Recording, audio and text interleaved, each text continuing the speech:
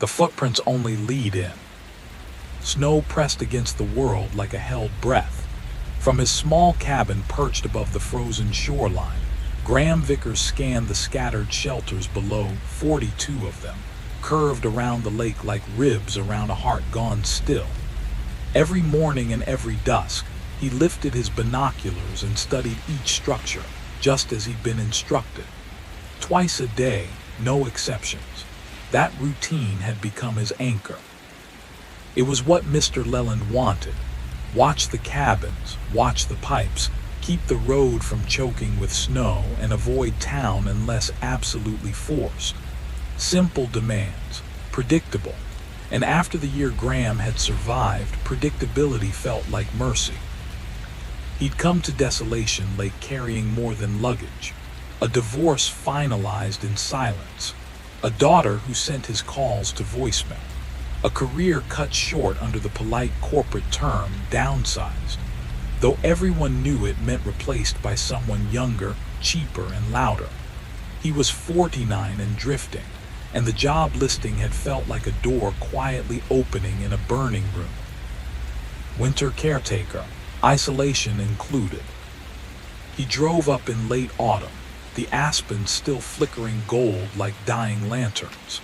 Mr. Leland met him at the gate, a small, crisp man with clean, unused hands and eyes that gave nothing away. Their greeting lasted barely a moment. "You understand what's required," he'd said, handing over a laminated list. The tour was quick and clinical. Pipes first, pipes always. They'd frozen before, thanks to what Leland called the previous caretaker's oversight. When Graham asked what became of the man, Leland replied only, he moved on. The main lodge stood locked and shuttered for the season, keys kept by Leland alone. Graham's world was the maintenance cabin, a snug box of timber and insulation, warmed by a wood stove he fed religiously, and the dozens of empty vacation cabins arranged around the lake. Each cabin had been drained, sealed, and secured by combination locks. Graham had the codes, though Leland stressed he wouldn't need to go inside. Just walk the decks, check the roofs for ice, make sure doors and shutters stayed untouched. By what? Graham had asked. Leland's pale eyes lingered for a moment too long. Weather, wildlife, trespassers. Then, after a pause, not that we've ever had trouble. We're far enough from anything that matters. And that was exactly the distance Graham had been craving. The first month slipped by quietly. The solitude pressed on him, but not painfully, not yet. He built a routine around dawns and chores. Start the generator. Chop enough wood to keep the stove fed. Walk the loop around the lake. Listen to the heavy silence settle on everything like frost.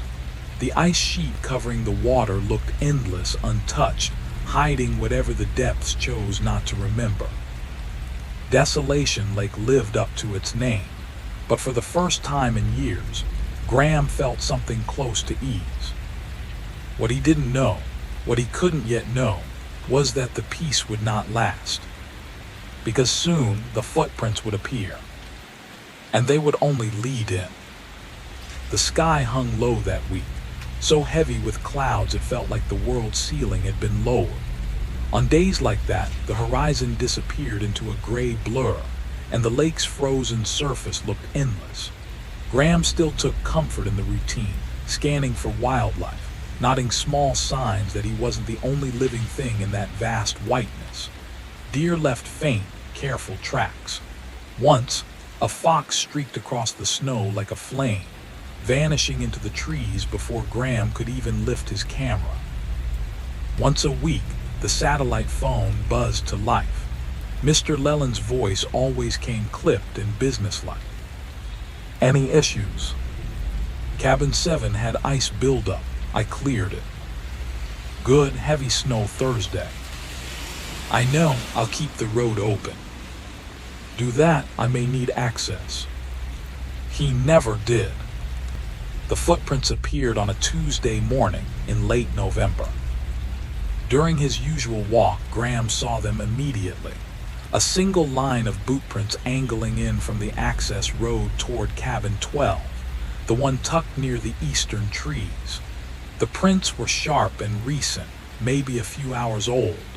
A man's boots, large ones. Whoever it was had been carrying weight. The impressions pressed deep. A strange chill moved up Graham's spine.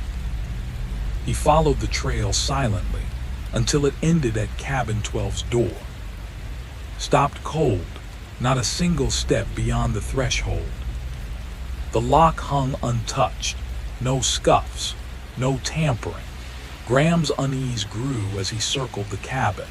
There were no prints leading away, no signs of packing or retreat, just a single path pointing directly inward, ending as if the visitor had simply stepped into the air and vanished. The shutters were tight, windows latched, everything as he'd left it. That night he called Leland. Footprints at cabin 12, fresh ones, but only leading in. Likely hunters, Leland said, sounding unconcerned. Probably wandered off, checked for shelter. They would have left on the road, tracks fade fast there. Should I change the locks? No, if it happens again, note the cabin. I'll look into it in spring. The explanation didn't settle anything. Graham had been alone here for a month. He knew the property like a map carved into his mind. Nothing and no one had come close, until now. The isolation he'd relied on suddenly felt thin, like it could tear at any moment. He began checking cabin 12 more often. Everything remained spotless, undisturbed. But he lingered longer each time, staring at the door where those footprints had simply stopped. 3 weeks passed before the second set appeared. This time they aimed straight for cabin 8, a squat structure near the lake's edge. Same type of prints, same crisp edges, same direction toward the door, not away from it. Graham investigated thoroughly. The lock was firm, hinges undamaged, windows sealed. He walked wider circles, searching for any sign he might have missed. Nothing. Only the single line of boots cutting across flawless snow. He took photos, hands shaking slightly, then called Mr. Leland again. Cabin 8, he said quietly. Same thing as before, prints going in, none coming out. A pause hummed across the satellite signal. I see, continue as usual. Should I be worried about trespassers? Graham asked. But deep down, he already knew the answer he feared. The call ended the way they always did, smooth, neutral, impossible to grip. Mr. Leland's voice never rose, never softened. It hovered in that strange, polite middle ground that shut every door Graham tried to open. He tried, truly tried, to fall back into the rhythm that had kept him grounded. He chopped wood, monitored the pipes, cleared the road, but everything felt different now, as if something unseen had crept into the spaces between tasks. The cabins no longer felt like simple structures waiting for summer guests.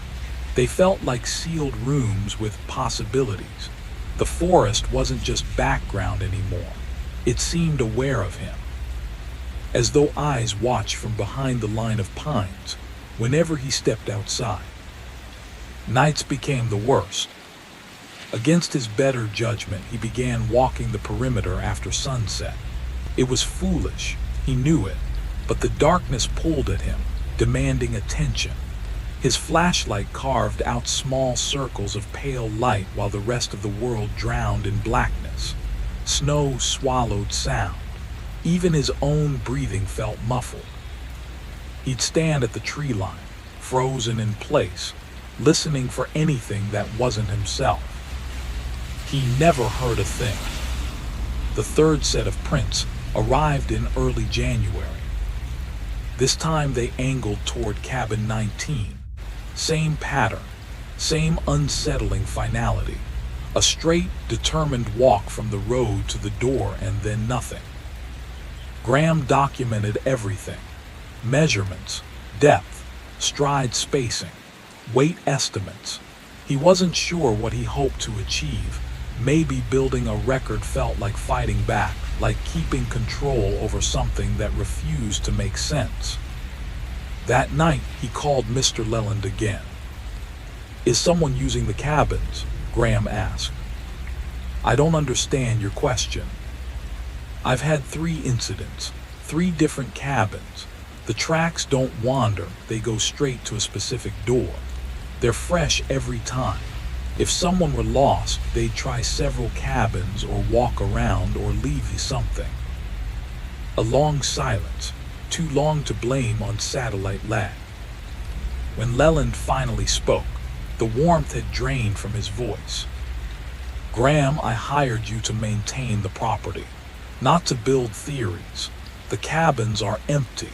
They remain empty. If you're finding isolation difficult, we can revisit your agreement." "I'm not struggling with the isolation," Graham said quietly. "I'm trying to understand what I'm seeing."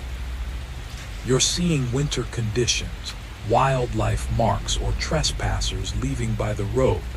Nothing requiring action beyond nodding it. Is that understood?"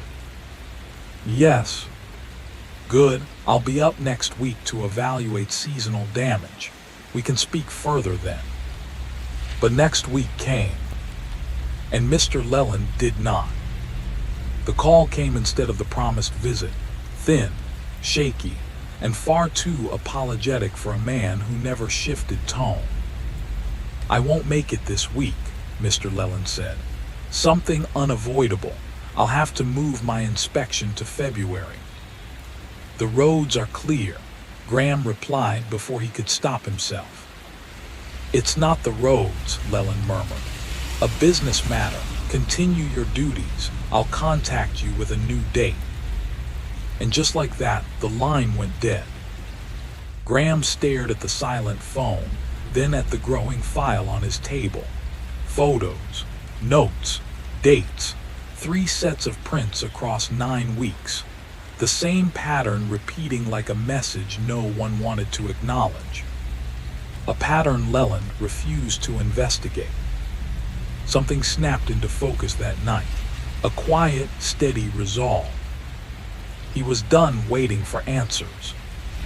In the morning, under a clean, bright sky where every tree was sharply outlined, Graham geared up. Flashlight, crowbar, camera, the printed codes. Cabin 12, the first cabin to receive footprints, felt like the right place to start. The lock responded instantly when he spun the numbers. The door opened with no resistance. The smell met him in a faint, unmistakable wave. Not rot, not dust. Human presence. The subtle warmth of breath and skin that lingers long after a person leaves. His flashlight swept through the darkened interior. Everything looked as it should. Winterized, drained, closed for the season. And yet, a stripped mattress, a small table, a kitchenette, all ordinary.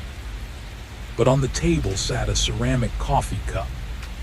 He approached slowly, pulse thudding. The cup was stained inside with the dried marks of something once warm. Next to it lay an ashtray. 3 cigarettes stood perfectly still in their little piles of ash. The filters had turned the deep yellow of old nicotine. No breeze had disturbed them. Someone had sat here. Someone who smoked. Someone who left in absolute silence. He checked the cabinets empty, as they should be. Then he crouched near the small refrigerator and felt his breath hitch. Water stains ran in a faint crescent on the floor beneath it. Fresh stains. Someone had plugged it in, used it, then unplugged it again to maintain the illusion of winterization. His hands trembled slightly as he photographed each detail.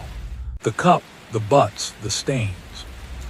The bathroom was next, dry, properly winterized, but the toilet seat was down, It should have been up. That was protocol, that was procedure. Someone had been careful. Someone had tried to erase their presence, just not perfectly. He locked up cabin 12, his heart beat louder than the wind, and walked straight to cabin 8. The second cabin, a repeat location in the pattern. The interior was cleaner, no cup, no ashtray. Whoever stayed here had been tidier or had stayed for less time. But in the bedroom, the mattress dipped slightly to one side, a body's shape pressed into the padding. Someone had slept here. He checked the small bin under the sink.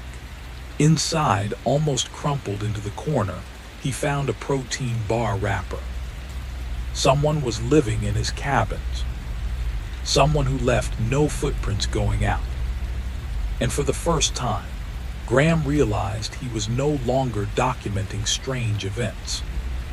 He was walking towards something that understood the snow far better than he did. The wrapper crackled softly in his hand as he turned it over. The expiration date was months away, recent, deliberate. Someone had stocked up, not scavenged. Something else hid beneath it. A corner of paper. He tugged it free with slow, careful fingers. A sheet from a spiral notebook, creased and smudged, packed with small, frantic handwriting. A letter, or the start of one. "I'm sorry. I know you said not to reach out, but I can't stop replaying what happened. The money, it's all gone. I thought disappearing might help me figure out how to fix this, but there's no fixing it, is there? Tell the kids I..." It ended abruptly. No name, no date, no closing line, just a trapped apology to someone who would never read it. A man who thought slipping off the map was easier than facing what he'd done. A father willing to let his family believe he walked away by choice. Graham put it back exactly as he'd found it, smoothing the paper, setting the wrapper on top. His pulse had steadied, but something in his chest felt tight and cold. Cabin 19 would be worse. He sensed it before he even stepped inside. The living area was pristine, almost staged, but the bedroom closet told the truth. Its door stood slightly ajar, as though someone had hurried out and forgotten to close it.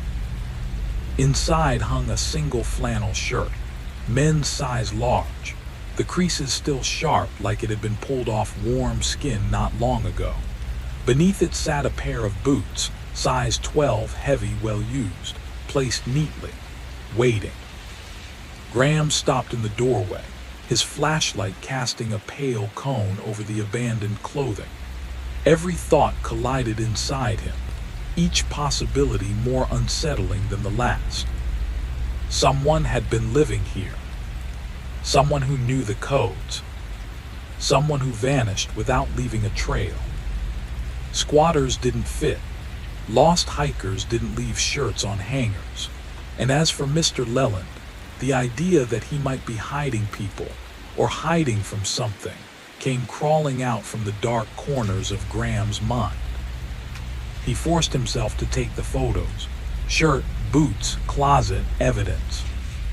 Then he locked the cabin and returned to the cottage with hands that finally began to shake. He uploaded the images to his laptop, watching the slow progress bar inch across the screen. With a single email, he could force an explanation, threaten to report everything, demand answers. But something deep inside stopped him. If Mr. Leland was running something out here, whatever it was, then Graham had already stepped into it. The good pay, the strict rules, the distance from town, the warning not to enter cabins. That wasn't housekeeping. It was containment. And by agreeing to the job, Graham had unknowingly agreed to something else. He didn't send the images. He didn't sleep. He sat in the dim glow of the wood stove, listening to the wind scrape across the cabin walls, knowing something was coming for him now. something he had already let in. He sat in the dark, every light in the cottage switched off, letting the cold glass of the window frame his view of the cabins. Nothing moved, nothing stirred. The place looked like a painting, silent, frozen, waiting for spring. But the truth had already cracked through the illusion. It wasn't empty. By dawn on Sunday, the fourth set of footprints had appeared. He spotted them during his morning check, fresh, unmistakably fresh, leading straight toward cabin 23. But these weren't like the others. These tracks circled the cabin first, looping once around the entire structure as if the unknown visitor had been scanning for witnesses. Graham followed them with a growing tightness in his chest. Each print was pressed deep, deeper than any before. Whoever made them had been moving fast or carrying something heavy. He stopped a few meters from the front steps. The cabin looked normal, locked, sealed, winterized. But something in the air felt wrong. The silence around cabin 23 wasn't empty. He felt it watching him. A presence behind those shuttered windows. A faint pressure, like standing at the edge of a drop in the dark. The certainty rose in him, so fast it stole his breath. If he touched that door, something terrible would answer. He backed away, never turning his back until he was far enough down the path to run. Once inside his cottage, he locked the door with shaking hands and grabbed the satellite phone. It rang and rang and rang. Then voicemail. Mr. Leland, this is Graham. I found another set of prints. Cabin 23 this time. This is the fourth incident. I need an explanation. Whatever's happening out here, I deserve to know. Call me back. He left the phone on the table and sat beside it for hours. No call came. All day he watched cabin 23 through the binoculars, waiting for a flicker of movement, curtain twitch, door shift, anything. Nothing. Yet the silence no longer felt honest. It felt staged, maintained. Graham knew the truth now. These cabins weren't just empty shells waiting for tourists. This isolation wasn't peaceful. It was engineered. Someone was out here. Someone Mr. Leland didn't want him to meet. And Graham wasn't the kind of caretaker they needed. Someone who didn't question odd tracks in the snow or bad explanations, delivered with calm, practiced certainty. By midnight, the decision solidified in him like ice. He would go inside cabin 23. He would document everything.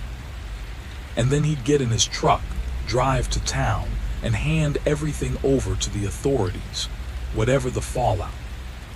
He pulled on his winter gear, zipped his coat up to his throat, and stepped into the cold night with a resolve he had never felt before. This time, he wasn't just checking structures. He was walking straight toward the truth. Graham stared at the files on his laptop, each photo a piece of a puzzle that had no right existing in a quiet winter resort. Outside, the wind pushed against the cottage walls, a low groan like something circling the property. He tried to steady his breathing, but the weight of what he'd seen pressed against his chest like a stone. A dead man in a locked cabin, locked from the outside. No signs of struggle. No signs of forced entry. No tracks leaving. Only tracks arriving. And that was the part his mind kept circling back to, those prints. Fresh, deep, heavy, moving toward the cabin, never away. That wasn't Floyd. Floyd had been lying in that bed for days. The man who made those prints had visited him after death. Or worse, had put him there. A soft knock jarred Graham to his feet. 3 taps. Slow. Measured. Too deliberate to be the wind. Graham froze, every instinct screaming not to go near the door. The knock came again, 2 taps this time, almost polite. He moved quietly, turning off the lantern, letting darkness settle over the room. Only the moonlight through the curtains remained, silver and still. He reached for the shotgun mounted above the door, a relic left by the previous caretaker, dusty but functional. His fingers brushed the stock when a third knock came, louder now, with a dull weight behind it. "Graham," a voice called from outside. Not shouted, not whispered, just spoken, calm, certain. A voice he recognized. Mr. Leland. His stomach dropped. Leland hadn't called back, hadn't explained, hadn't answered in days. So how was he here? Graham approached the peephole slowly, resisting the urge to breathe. He leaned forward and there was no one outside. Only the porch, the snow, the moonlight, and then movement. Not on the porch. Above it, a shadow sliding across the roofline, too smooth to be human, too silent to be an animal. It shifted like smoke made solid, a distortion in the darkness, watching. "Graham," the voice repeated. But it didn't come from the porch. It came from the roof, from the shadow. The same voice, the same tone, the same impossible calm. Graham stepped back, heart hammering so hard he thought it might shake the windows. He tightened his grip on the shotgun. The voice spoke again, this time right beside the cottage wall, inches from him, as if whatever it was moved without sound, without effort, without resistance from the snow. "You shouldn't have opened that door," it said. The words weren't angry. They weren't even threatening. They were final. A verdict. Something tapped the window behind him. Not hard. Not violent. Just a single testing tap. As if it knew he would look. As if it wanted him to. And in that cold, breathless moment, Graham finally understood. The caretaker job was never about protecting the resort. It was about keeping others out. And keeping something in. Integrity in the record. But another voice, colder, older, the one he'd cultivated in the long, quiet winters, whispered a different instruction. Follow the system that actually exists, not the one you wish existed. He lowered his hand. Delete nothing. Not yet. He leaned back in his chair, listening. The cottage creaked under the weight of settling frost, the long groans of timber contracting in the mountain cold. It sounded almost like breathing, almost like movement. He told himself it was just the structure, just old wood, just winter. But the sensation he'd felt earlier, being watched from within cabin 23, had followed him here, settling behind him like a presence just out of sight. He clicked through the photographs again, slower this time. Floyd's eyes cloudy and fixed. The boots, the flannel shirt. The untouched pills. The neatly arranged toiletries. Everything too neat for a panicked overdose. Too neat for a man dying alone. This wasn't someone in distress. This was someone prepared. Or someone placed. Graham exhaled through his nose, long and shaky. Someone had been here before him. Someone who knew the codes. Someone who moved freely across the resort, without disturbing the snow. Someone who had touched nothing, even in disposing of a body. He rubbed his hands over his face. He'd been hired the way machines were calibrated, tested for obedience, stress tolerance, predictability. He'd passed. Mr. Leland had passed. They were parts of a larger system, one neither of them had been trusted to understand. Until now. The cursor blinked beside delete files. This was the moment where a man's life veered toward one destiny or another. He clicked cancel. He saved everything into a secure folder instead. He wasn't ready to run to the authorities, but he was done pretending. Graham closed the laptop. Then it happened. A soft click outside. Faint metallic. The sound of a combination lock turning. Not random. Not searching. Entering. His blood turned to ice. Cabin 23 was a full quarter-mile from his cottage. No one should be anywhere near him. Another click. Then the slow, measured rotation of tumblers. Someone was at his door. Graham didn't move. Didn't breathe. Didn't blink. He listened neck stiff, heart thudding in his throat.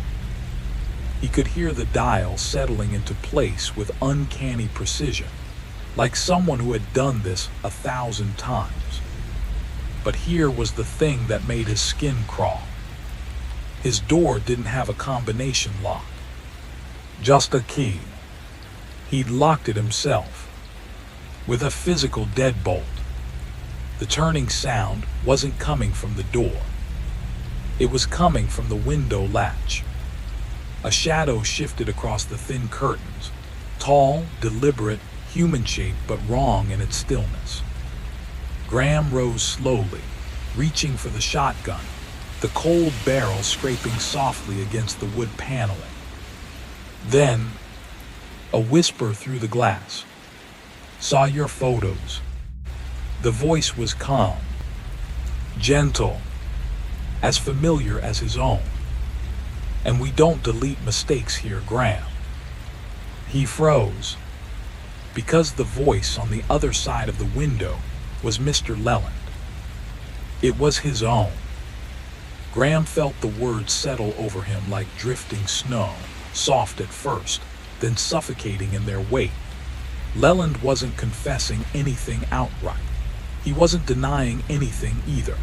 He was building a shape out of nothing, an outline of responsibility, morality, legality, then leaving Graham to shade it in himself. People come here carrying their problems. Sometimes those problems reach their natural conclusion. Most leave. Some don't. It was a philosophy of decay disguised as a business model. "They choose this place," Mr. Leland continued, "because it's quiet, neutral, no interference. You understand the value of that." Graham closed his eyes. He did, more than he wanted to admit. "And the tracks?" Graham asked, adding that his voice trembled. "Guests arrive and depart at odd hours. Some prefer not to be seen. It's the nature of a private retreat." A measured pause. "If you see more tracks, don't follow them. Just inform me." "And the body?" Graham asked again. "I said we have professionals. They'll retrieve him tonight." "Tonight?" he frowned. "But the roads?" "They manage," Leland said. "Snow doesn't trouble them." Another pause stretched, a silence that felt intentional, diagnostic, as though Leland were taking Graham's emotional temperature from 1,000 miles away. "Graham," he said finally, "I need to ask something direct. Do you feel capable of continuing your assignment?" Capable? As if this were a test. As if he hadn't already passed simply by answering the phone. Graham swallowed. The logical part of him, the part trained in quality assurance, in triage, in quiet acceptance, knew the correct response. Knew that saying anything else would trigger a chain of consequences he couldn't predict or control. "Yes," he said. A single word, steady and obedient. "Good," Relief softened Leland's voice or simulated it well enough. "This will resolve quickly. Keep the gates closed tonight. Stay inside. And Graham, thank you. I rely on your professionalism." The line ended. Graham sat with the phone in his hand, long after the call disconnected. He'd expected fear, expected guilt, expected some internal recoil from what he'd witnessed, destroyed, accepted. But instead he felt stillness, a quiet settling deep in his bones. Not relief, just clarity. A cold, unblinking understanding. He was no longer an outsider discovering something wrong. He was now a part of the system that made it possible. He stepped outside to breathe the sharp winter air. The snow was fresh and untouched across the resort, a blank surface waiting to be marked. His resort now, in a sense. The tree line stood silent. The cabins watched from their orderly rows. The lake lay frozen under a clean white sheet. Even nature itself seemed to be holding its breath. Graham looked toward cabin 23. Nothing moved. Nothing hinted at the dead man inside. And yet he knew, now with certainty, that this place didn't accumulate bodies by accident. It absorbed them, it processed them, and it required caretakers who could do the same. As he turned back toward his cottage, he noticed something that froze him mid-step. 2 sets of footprints crossing the snow, not leading to a cabin, leading away from it. One set deep and heavy, the other impossibly light, barely breaking the crust. They hadn't been there 15 minutes ago, and neither set belonged to him. He told himself he needed time. He told himself he would weigh the risks and the reasons. Outside, the wind stitched the pines together with ice. Inside, the satellite line waited like a throat held shut. Leland filled the silence with patient instructions and a businesslike kindness that smelled faintly of menace. "We don't cause these outcomes," Leland said. "We only make the aftermath clean. Vehicles are brought in and taken away by others. Logistics are handled. Privacy is the product. You maintain the seams." The words were practiced. The offer that followed was not triple his pay, more money than he'd ever seen at once, enough to fix the mortgage, enough to become invisible to past creditors and workplace HR spreadsheets, enough to build a life that didn't hinge on divorce papers and voicemail silences. All Leland asked for in return was what he'd already been giving: quiet, routine, and a refusal to look too closely. Discretion, and the kind of silence that sealed deals. "If you can't accept," Leland added, voice folding into something almost apologetic, "we'll end the arrangement. I selected you carefully, Graham. It would be a shame if someone had an accident on their way to town." It was not an explicit threat. It was a ledger entry in human form, the cost of refusal. The possibilities Leland enumerated were ordinary, whether bad choices, things one could call misfortune. But delivered like that, the ordinary became a weapon. Graham stared at the lamp and saw his history reflected in the dull glass. A man shuffled out of a job, a marriage that had cooled to polite distance, a daughter who answered less and less. He thought of Floyd Renstrom's glassy stare, of the half-letter stuffed under a protein bar wrapper, of the flannel in the closet. He imagined Dorothy, someone Leland had named casually, a future tenant who might come to finish on her own terms, choosing a quiet exit rather than a scene.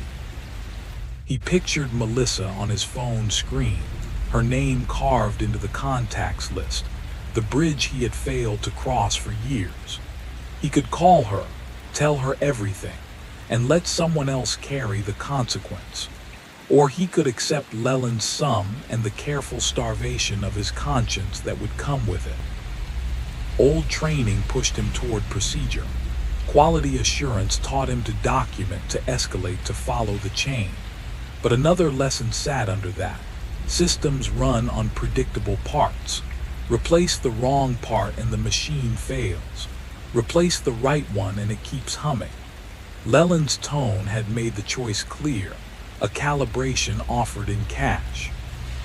He sat in the dark until the battery in the satellite phone dimmed to a sleepy glow. Then he picked up the kettle, boiled water, and made coffee like any other morning. Habit soothed him. Habit made him steady. When he called back, his answer was a measured, hollow thing, an acceptance that felt less like triumph and more like surrender. "Fine," he said. "I'll keep doing what I'm doing." Leland's relief was almost human. "Good, keep the property secure. Log any unusual activity. Call when you need anything." After the call, Graham walked the perimeter as he always did, boots marking a predictable arc in fresh snow. The lake lay like a pale coin beneath the sky. Pines held their breath. He checked locks and drains, tested the generator, chopped enough wood to last. He kept a ledger in a small notebook now, date, cabin number, weather, a description of tracks. He recorded the oddities with the clinical calm of someone auditing a failure. That night, a truck arrived at the far end of the property, lights dim and careful. Men moved quickly, efficient and anonymous, taking the body from cabin 23 and loading it without fanfare. No police car cut through the trees. No sirens. No questions. Cash changed hands along an obscure path. The men left before dawn, tire tracks swallowed by a thin, fresh dusting of snow. Morning found the resort immaculate. The cabins sat in their crescents like teeth in a patient grin. The tracks that had led to 23 were gone. Where footsteps had been, there were only shallow ripples in an otherwise perfect field.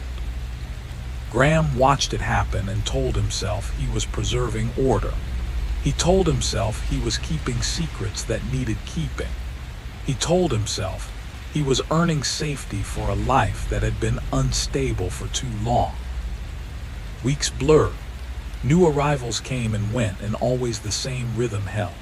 A single line of print sliced toward a cabin, precise and direct. The interior briefly occupied, the place locked again, a call to Leland, a cleanup crew who moved like ghosts. Graham performed his duties more expertly each cycle. He cleared snow faster, swapped out fuel, learned which cabins were favored. He stopped calling authorities. He stopped telling himself he would. Sometimes, when the northern lights flared and washed the sky in green, he would find himself standing at the tree line and imagining the people who chose this place. Some came desperate and wanting only to vanish. Others had plans that twined around the darkness like vines. He began to understand the calculus. Pay enough, keep it quiet, and the world would forget you existed on paper. He also began to notice the small erosions, a subtle tightening in his chest that took longer to ease, the way his dreams blurred at the edges, the way Melissa's silence seemed less like rejection and more like safety he had forfeited. The money padded his account. The silence hollowed something inside him. On a wind-bright morning, a stranger walked the main road and stopped at Graham's gate. He wore a plain parka and a backpack and carried himself like someone who had walked far and expected nothing in return. He asked for directions to town. Graham pointed without looking away from the map. The man nodded and left, footsteps light and human. Later that day, Graham noticed the prints crossing the property. 2 sets, one heavy, one light. They headed away from the cabins and toward the forest, trailing off into the pines like handwriting that had been cut off mid-sentence. He felt something like relief for a moment. Perhaps someone had gone the other way. Perhaps something had shifted. But when he reviewed his notes that evening, He realized the heavy prints matched size and pressure to those that had come in most often. The light prints were unfamiliar, almost fragile. He thought of Leland's offhand comment about accidents between resort and town, and realized the gentleness in the sentence had been the final instrument of persuasion from the beginning.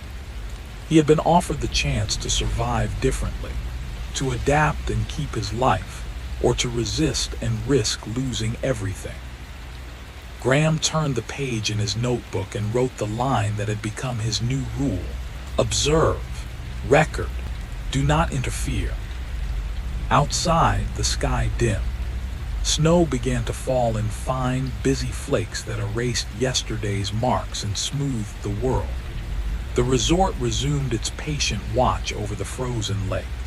In the neat crescents of cabins, the lights were off, the shutters closed, the doors bolted to the same codes Graham could now open without hesitation. And in the morning, when he walked out with his thermos and his gloves, there were new tracks in the snow, leading in as always, and this time, like every time since his choice, none leading back. Graham thought about all of it as he walked the snow-crusted paths between the cabins, his ex-wife's quiet relief at his disappearance, the pharmaceutical company slotting a younger, cheaper worker into his old position without pause, the sterile efficiency of a world that discarded human life as readily as defective products. Quality assurance had trained him to note failures without correcting them, to document discrepancies without questioning their origin, to maintain standards while ignoring the decay beneath. Here at the resort, the system was no different, only more transparent. Purpose was offered, but not of the noble sort. Not the satisfaction of fixing what was broken, but the assurance of functioning correctly within a corrupt design. Payment was generous. Isolation was guaranteed. Complicity was rewarded. Judgment was optional. He had already accepted the salary, already maintained the isolation, already documented, photographed, and deleted, already decided not to call the authorities, not to contact his daughter, not to challenge the logic of it at all. The man he had been, a worker, a father, a husband, a human capable of outrage, was quietly replaced by the man the resort needed, meticulous, compliant, and discreet. Each morning he followed the routine with the care of someone auditing a living machine. Generator checked, wood split, snow cleared, cabins monitored. The satellite phone rang at precise intervals, delivering instructions, updates, clarifications. One ring, two rings, he answered. "I'm still here," he said, voice steady. "Good," Mr. Leland replied, smooth, controlled. "I'll be visiting next week with new protocols. You'll find the work manageable. The difficult part is discretion, and you've already demonstrated that." They discussed procedures, guest arrivals, documentation, unexpected occupancy, professional removal services, all the intricate choreography that maintained the resort's hidden purpose. "You're not alone," Leland reminded him. "You're part of a system that serves a need. Not legal, not advertised, but human. People who require privacy at the most desperate moments. We provide that. It's a service." Graham didn't argue. Belief wasn't necessary. Function was. Observation, record, compliance. That alone was enough. 30 minutes passed. 30 minutes of quiet indoctrination into his new identity. When the call ended, Graham understood what he had become. Not innocent, not ignorant, but reliable, functional, discreet. A caretaker of more than cabins, a guardian of secrets he would never speak aloud. Spring arrived eventually. Ice retreated from the lake, aspens budded, and the access road became navigable. Mr. Leland arrived for his seasonal inspection, his expression one of satisfaction. The system had performed flawlessly. The snow and silence of winter had yielded obedience. All tracks were accounted for, all cabins secure. Graham stood in the quiet sunlight, shadows stretching long across the frozen landscape, knowing he had adapted perfectly. Not heroic, not moral, but entirely necessary. The resort had claimed him, and he had accepted. Graham moved through the property with practiced precision, his hands steady, his mind focused. Mr. Llewellyn's words earlier still lingered, discretion above all else. The resort had changed him, reshaped him into someone who measured life in routines, in logs, in the silent order of winterized cabins and split firewood. Excellent work, Mr. Llewellyn had said, approving budgets and repairs as they walked together. The demand is growing. 3 inquiries for next season already. They moved like partners, but there was an unspoken hierarchy. Llewellyn managed the system. Graham maintained it. Both understood their value. Cabin 23, the site of discovery months ago, was pristine now, professionally cleaned, winterized for the summer that would bring families and laughter and oblivion to the secrets it had held. 2 worlds, Llewellyn had murmured, reading Graham's thoughts. Both necessary, both profitable. When summer arrived, Graham's duties shifted. He helped families with luggage-suggested trails, kept cabins spotless, and was patient with children. By day, he was the trusted caretaker. By night, he watched the cabins from his window, lit or dark, each one unaware of the quiet histories embedded within their walls. These people were innocent, untouched by the prior winters, yet their presence maintained the illusion of normalcy. In July, his daughter called. Tentative, polite, careful. They spoke of work, of life, of possibilities for a visit that wouldn't come this year. Relief more than affection was evident in her voice. Graham said nothing more than necessary, accepted it, and returned to his morning coffee with a calm satisfaction. His life was simple now, defined, compartmentalized. Family visits, old regrets, societal expectations. They belonged to a past self he no longer recognized. Autumn returned. The aspens shed their gold. October snow began to dust the resort. Graham prepared meticulously. Cabins winterized, combination locks tested, firewood stacked, supplies organized, protocols reviewed, every detail ready. He was ready. Then on an early November Monday, the first new footprints appeared. Boot prints, deep, size 11, stride long, weighted. They led from the access road to cabin 9, stopping at the threshold. Graham observed from a distance, checked the time, noted the cabin, returned to his cottage, brewed coffee, and entered the details into his logbook. Date, cabin number, time. Clean, precise, professional. He did not photograph, did not call Mr. Llewellyn, did not approach. Guest arrivals required no intervention. Guest non-departure demanded action, which came only after protocol-defined waiting. Smoke would rise from the chimney tonight. Lights would appear in the windows. Someone was inside, managing their own crisis, quietly, privately. Graham donned his coat and returned to split wood. The rhythm of the axe, the bite of the cold air, cleared his mind. In 3 days, he would check cabin 9 again. Follow the protocol. Observe, record, maintain. If the occupant overstayed 6 days past expected departure, he would enter, assess, and act. The system was flawless, efficient, elegant. When he finished stacking the wood, he stood and surveyed the resort. 42 cabins in 3 crescents, 1 occupied, all awaiting the purposes winter demanded. He felt no fear, no moral hesitation, no need to intervene beyond his clearly defined role. He was exactly what the resort required, the maintenance man who maintained. The rest, the decisions, the secrets, the consequences, belonged to someone else.